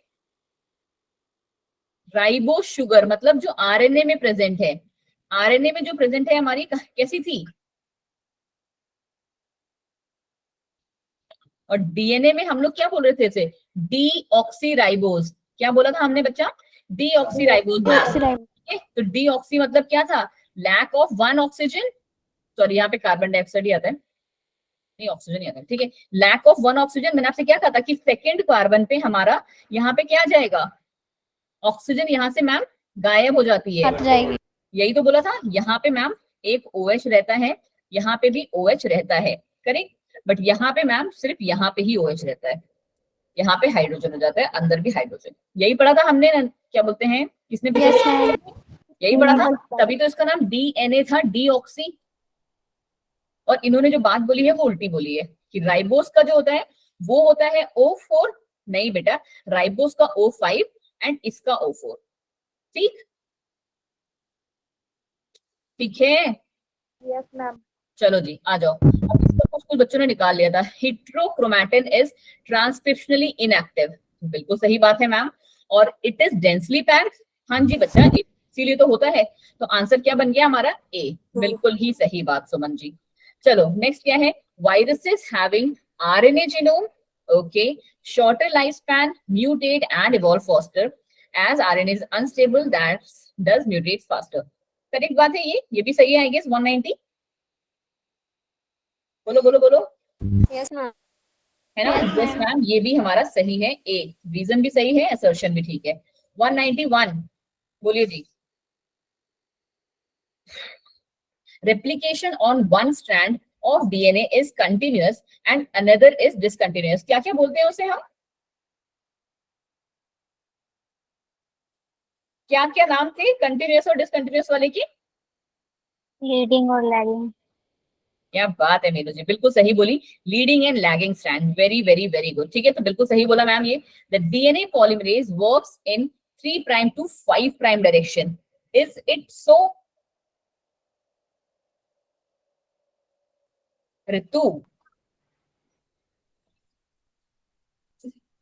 नहीं बेटा, ये गलत कहाँ से है? ये भी सही है, ये बात भी सही है। ठीक है, चलो जी नेक्स्ट क्वेश्चन। assertion नेक्स्ट क्या है? replication and transcription occur in the nucleus but translation takes place in cytoplasm। is it true? Yes ma'am. हाँ जी मैम, ट्रू है ये। ठीक है, Yes ma'am. mRNA is transferred from the nucleus into the cytoplasm where ribosomes and amino acids are available for the protein synthesis। True. ये भी true है। हमारे आंसर ए वाले हैं क्या? मैम नो मैम, 88 नहीं है। ओके, तुमने 88 पढ़ भी लिया इतनी जल्दी। चलो जी आ जाओ, फिर हम मैम, पहले सब 88 कर लेते हैं। Ma'am Stones are basic in nature। Question number 188। Yes ma'am. Yes Yes ma'am. ये भी सही है। ठीक है, मैम इसका भी adenine and cytosine इसका भी do है। not have complementarity। Adenine and cytosine do not have complementarity between their respective hydrogen donor and hydrogen acceptor site। ये गलत क्यों है? अच्छा सॉरी, मैं ऊपर वाला क्यों पढ़ रही हूँ? Yes ma'am. 188 है। These are rich in amino acid, lysine and arginine। इसमें गलत क्या है बच्चे? तो वही तो मैम, ए ऑप्शन होगा। A है इसका इसका भी। भी यही है। Yes ma'am. Yes लड़की ma'am, A अभी है। बोली कि क्या बोलते हैं, नहीं मैम 188 का अलग है। मैम मैं ऊपर वाला थोड़ी देखा था, मैं हिस्ट्री नहीं देखा, सिर्फ मेरा अगर वो अलग होगा। नहीं बच्चे, लाइसिन और आर्जिनिन से ही तो रीच होते हैं वो। Yes ma'am. लाइसिन का फॉर्मूला क्या बताया था मैंने? के आर्जिनिन का आर, और जो H1 होता है उसमें हिस्टिडीन भी आ जाता है, यही तो पढ़ा था हमने, HRK। HRK। Yes ma'am. बेटा याददाश्त कमजोर नहीं रखनी है, you are now in 12th and this is a very important topic. आपको पता है भले ही आज हमने सक्सेसफुली ये चैप्टर खत्म कर दिया है, बट आप इस चैप्टर को हल्के में नहीं ले सकते। इस चैप्टर को रिवाइज आप हर एक चैप्टर के बाद करिए, ठीक है, अनलेस आपका बहुत हार्ड चैप्टर नहीं आ जाता। वैसे मैं तो सोच रही थी अगला चैप्टर को इजी ले लेते हैं, बट लेट्स सी, अगर सब सारे टीचर्स की एवोल्यूशन को स्टार्ट कर दिए हैं तो हमको एवोल्यूशन करना पड़ेगा, बट ठीक है कोई ना। चलो आ जाओ इस वाले पे, 187, adenine can not pair with cytosine. हाँ जी सही बात तो है ये भी, है ना। हाँ, adenine and cytosine do not have complementarity between their respective hydrogen donor और हाइड्रोजन एक्सेप्टर, यही तो रीजन है, ठीक है। क्या कह रहे हो मोना? हाँ जी मोना, आज फटा हमने, क्या बोलते हैं फाइनली, वो क्या क्या बोलते हैं, फतेह हासिल कर ली, ऐसे ही बोलते हैं ना। मैम जी 2 टॉपिक पढ़ाऊंगी। अरे वो तो ऐसे ही टॉपिक है ना अरीबा, वो तो ऐसे ही चलते फिरते पढ़ा दूंगी तुम्हें। तो तुम्हारी बुक में आई गेस कोई अलग से टॉपिक नहीं होंगे पीसीआर, या है? No ma'am. अलग से नहीं है ना, बीच में स्टेटमेंट में ही आया है पैराग्राफ में, बट वो मैं Yes. अपने तरफ से आपको अलग से पढ़ा रही हूँ इसलिए क्योंकि मुझे लगता है कि वो इंपॉर्टेंट है, ठीक है। चलो फटाफट 186,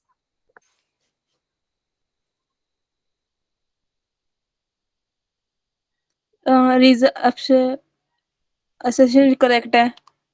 एसर्शन तो करेक्ट है मैम, ठीक है, और रीजन?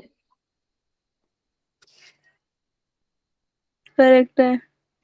रीजन भी सही है, ठीक है, क्योंकि 5 प्राइम पे मैम फॉस्फेट होता है और 3 प्राइम पे मैम OH ग्रुप होता है, टिरू टिरू जैसे क्वेश्चन नंबर 185, सारे लाइन से ए हैं यार, देख रहे हो आप। मैम करने का मजा नहीं आ रहा अब। कोई नहीं, अभी तुम्हें मजा दिलाती हूँ ना, नंदिता रुको, और सबसे पहले अब नंदिता ही आंसर देंगी क्योंकि उन्हें मजा चाहिए ना इस क्वेश्चन के बाद। नो मैम, मतलब जैसे हमने उसमें नहीं कही नहीं थी चैप्टर नंदिता, अभी 4 में। आज आपको मजा देके जाएंगे, 5 क्वेश्चन करेंगे और 5 नंदिता बताएंगी। 185, ओके मैम।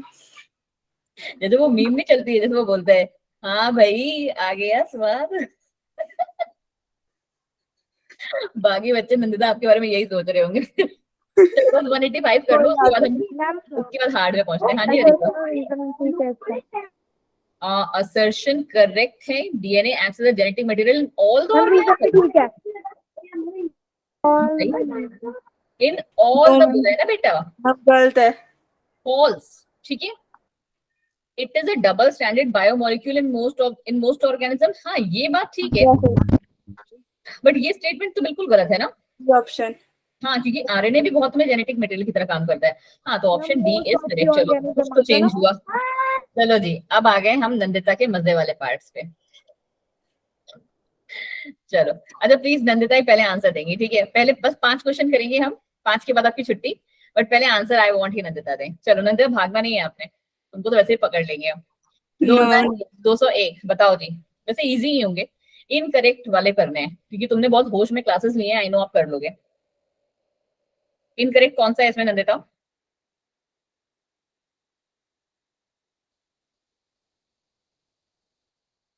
मुझे पता है बता लोगी तुम, सोचो तुम्हारी टीचर को तुम पे भरोसा है कि तुम बता दोगी, और अगर तुमने भरोसा तोड़ा ना,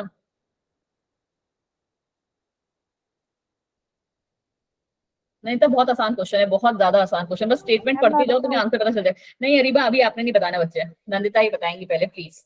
अच्छा 2 क्वेश्चन बताने दो नंदिता को, उसके बाद नंदिता लड़की कहाँ गई? एक मिनट मैम। इतनी इजी इजी लाइन नहीं पढ़ पा रही हो तुम, एक एक सेकंड की लाइन से वो चश्मा वश्मा लेने चली गई क्या? सी। हाँ जी इतना टाइम लगेगा तुम्हें? नो मैम, मैं ऊपर सोच रही थी। इतना सोचना है, गलत हो गई। क्या होगा इसकी जगह पे? न्यूक्लियोटाइड में क्या क्या होता है मैम फॉस्फेट और नाइट्रोजनस बेस नाइट्रोजनस बेस और मैम और शुगर। बस वेरी गुड अरीबा। चलो नेक्स्ट क्वेश्चन, अब एक और बस नंदिता बता दो, उसके बाद फिर सबके लिए भंडारे खुल जाएंगे। 202 तब तक तुम लोग नीचे वाले पढ़ लो, है ना, मतलब जो तुम लोग का थोड़ा जल्दी हो जाता है ना, तो थोड़ा आराम आराम से पढ़ रही है। S strain have mucus coat smooth, ठीक है। S strain are virulent and cause pneumonia infection while R strain does not. Transforming principle is associated with genetic material of R strain. Transformation of R strain into S strain can take place in a test tube. Question number 202. कौन सी statement इनमें से सही है?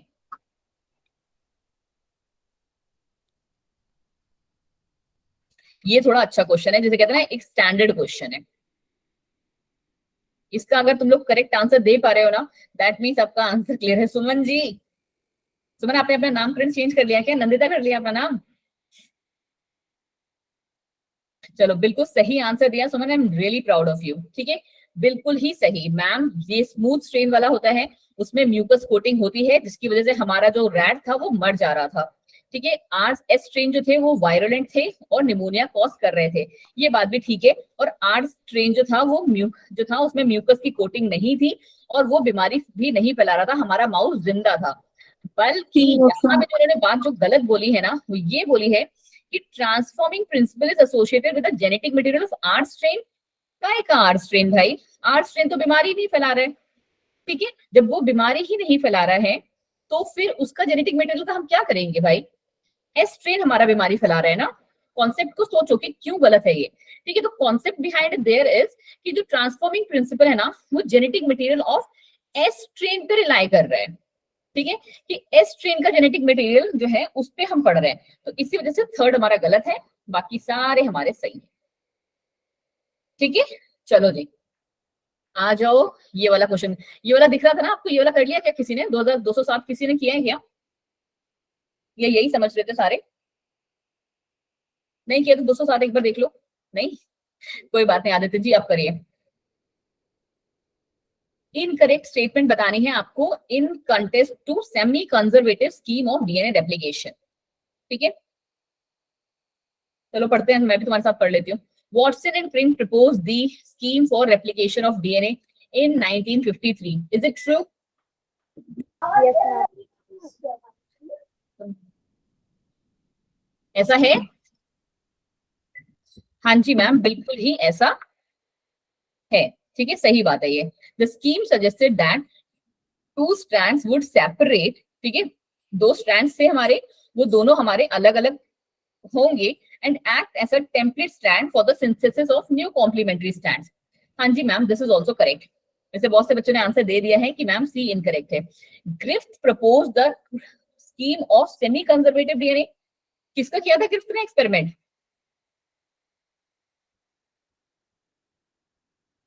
Ma'am नहीं, ये बात आपने सही कहा कि मैम ये वॉटसन एंड क्रिक ने किया था, बट ग्रिफ्थ ने किसका एक्सपेरिमेंट किया था? बिल्कुल सही सुमन, मेरे को लगता है सुमन आज हमारी क्लास की टॉपर बनी हुई है और ये काफी होशियार बच्चे भी हैं, आज की क्लास में वो बड़ी लाइमलाइट ले गई हैं। ठीक है, बिल्कुल सही कहा सुमन ने कि मैम ग्रिफ्थ जी ने तो ट्रांसफॉर्मिंग प्रिंसिपल की दिया था, तभी मैंने आपने देखा होगा स्लाइड थोड़ी सी ऊपर कर ली। ठीक है, क्योंकि यहीं पे पड़ोस में आंसर लिखा हुआ था इसका। ठीक, तो यही हमारा इनकरेक्ट भी आ जाता है। चलिए जी, ये वाले देखिए एक बार, 203 और 208 वेरी इंपॉर्टेंट क्वेश्चन, एंड 204 और 4। ठीक है, बस ये 3 क्वेश्चन हम करेंगे and we are done for the day. ठीक है, ये तीनों क्वेश्चन देखिए फटाफट से और क्लास इज ओवर। ठीक है जी, क्वेश्चन नंबर 203 क्या होगा इसका? Correct statement about biochemical characterisation. ठीक है, it was done by Avery, MacLeod and McCarty. हाँ जी मैम, हमारा मैम वाला जो कॉन्सेप्ट था वो ठीक हो रहा है। ठीक है, नेक्स्ट क्या बोल रहा है ये कि scientist purified biochemicals from the heat killed S cell. देखो अभी जो ऊपर लाइन पड़ी थी उन्होंने कहा था आर स्ट्रेन से, यहाँ पे कह रहा है एस सेल से लिया था। हाँ जी मैम, हमने एस सेल से ही लिया था। It was seen that DNA alone from S bacteria caused the R bacteria to be transformed. Yes ma'am, यही तो हो रहा था कि S वाला जो जेनेटिक मटेरियल था वो हमारा ट्रांसफॉर्म हो गया था R वाले में, और तभी वो उसको क्या कर दे रहा था? क्या कर रहा था? वो उसको भी वायरुलेंट बना दे रहा था, R को नॉन वायरुलेंट से वायरुलेंट। ठीक है, तो ये भी ठीक है। प्रोटीन इसका नहीं समझ आ रहा है। किसका क्या समझ में नहीं आया अरीबा? मैम फर्स्ट पॉइंट तुमको सच में फर्स्ट पॉइंट समझ में नहीं आया? बायोकेमिकल कैरेक्टराइजेशन एक्सपेरिमेंट किसने दिया था? एवरी, मैक्लॉयड और मैकार्टी ने तो दिया था। इसमें क्या समझ में नहीं आया बच्चे? ठीक है, प्रोटीज और RNS does not effect the transformation. Yes ma'am, यही तो पढ़ा था हमने, बल्कि डीएनएज ने जब हुआ पे हमने किया था तब वो हमारी रिएक्शन नहीं हुई थी। हमारा माउस जो था वो जिंदा था क्योंकि हमने जेनेटिक मटेरियल को ही काट किया था। चलो अब ये देखो 204 और 208। 204 क्या कहता है? Which of- 209 क्या बोला नंदिता आपने 204 का आंसर? नहीं मैम 208 का बता रही थी मैं। क्या है बताओ? 208 का पहले कर लेते हैं। क्या बताया बच्चे? C D. सी डी बताया आपने। अभी किसी ने तो डी भी लिखा था। कौन था वो हमारे क्लास का होशियार बालक? क्वीन नीतू जी, बिल्कुल सही लिखा है नीतू जी ने। अरीबा देखो कहाँ गलत हो रही हो आप। ठीक है, क्या है ये? रेप्लिकेशन को हमने अरेंज करना है। आप कह रही हो मैम सबसे पहले पहला आएगा bonds between the complementary bases forms. कैसे बच्चे? सबसे पहले कॉम्प्लीमेंट्री बॉन्ड्स की बेसिस में हम कैसे फॉर्म कराएंगे? कहीं से नहीं स्टार्ट हो रहा है। ठीक है, चलो जी, हमें करना क्या है? रेप्लिकेशन ऑफ डीएनए जो है हमारा वो स्टार्ट कैसे हुआ? 204 किसका कौन बता रहे हो? मुझे समझ में नहीं आ रहा है। 204 का क्या है, 208 का क्या है? मुझे लगा आपने 208 का बताया है, वैसे 208 का भी डी ही है। ठीक है, चलो कोई बात नहीं। सबसे पहले मैम हमने डीएनए मॉलिक्यूल को अनकॉइल किया। मतलब क्या मैम? हमारा डीएनए मॉलिक्यूल ऐसे था, हमने उसको एक फ्रेगमेंट में लेके आए। ठीक है, ऐसे। ओके मैम, फिर कह रहे हैं मैम, जस्ट 1 सेकेंड, थोड़ा सा मैं मिटा दूं। ठीक है, हमने उसको अनकॉइल किया, मतलब एक सिंपल चेन में यहाँ लेके आ जाते। ठीक है, एक सिंपल उसमें लेके आ गए। ओके मैम, तो ये रहा हमारा डीएनए मॉलिक्यूल को अनकॉइल किया। और अब हम क्या करेंगे? Bonds between the complementary base pairs को ब्रेक करेंगे, क्योंकि डीएनए कैसा है? डबल स्टैंडर्ड है। इन कॉम्प्लीमेंट्री बेस पेयर्स वाले को हमने तोड़ा। ठीक है, इन सबको हमने तोड़ दिया है ना। फिर क्या किया मैम हमने? फिर हमने क्या किया मैम? ऑपोजिट जो स्ट्रैंड से वो अलग अलग हो गए। ये इधर हो गया, ये इधर हो गया। ठीक है मैम, ये भी हमारा सही है। फिर कह रहा है कि 3 nucleotides align with the complementary nucleotides on each strand. अब जो यहाँ पे ना न्यूक्लियोटाइड्स पड़े हुए थे वो क्या होंगे? इनके साथ बाइंड करना स्टार्ट कर जाएंगे। ठीक है मैम, यही होता है हमारे साथ भी। फिर हमने बोला है कि bonds between complementary base pair forms. अब इनके बीच में ये हमारे पास न्यूक्लियोटाइड्स आ गए, मतलब नाइट्रोजनस बेसेस आ गए, तो अब हमारे इनके साथ बॉन्ड्स भी बन जाएंगे। ठीक है, last but not the least, फिर उसके ऊपर सुगर फॉस्फेट बॉन्ड भी आ जाएगा। ठीक है, तो करेक्ट आंसर है हमारा डी। और इसका भी आंसर अब तो हमारा लीक हो ही गया है कि इसका भी आंसर मैम हमारा डी ही है। दैट मीन्स हमारा फर्स्ट स्टेटमेंट सही है, सेकंड स्टेटमेंट सही है एंड फोर्थ स्टेटमेंट भी सही है। ठीक है जी, चलिए जी, हेयर हमारी जो क्लास है वो एंड होती है। अब अगर आपको इस टॉपिक से रिलेटेड किसी भी चीज में कोई भी डाउट हो, नेक्स्ट क्लास जो हमारी होगी वो कैसी क्लास होगी? इस पूरे चैप्टर का थॉरो रिवीजन। ठीक है, इस पूरे चैप्टर का क्या होगा? हमारा थॉरो रिवीजन होगा। एंड आप क्या कर सकते हैं? उस दिन पूरे के पूरे डाउट्स को ला सकते हैं। ठीक है, till then thank you so much everyone कि आप लोग सारे के सारे टाइम पे आ गए एंड क्लास को आपने लास्ट तक एंड अटेंड किया।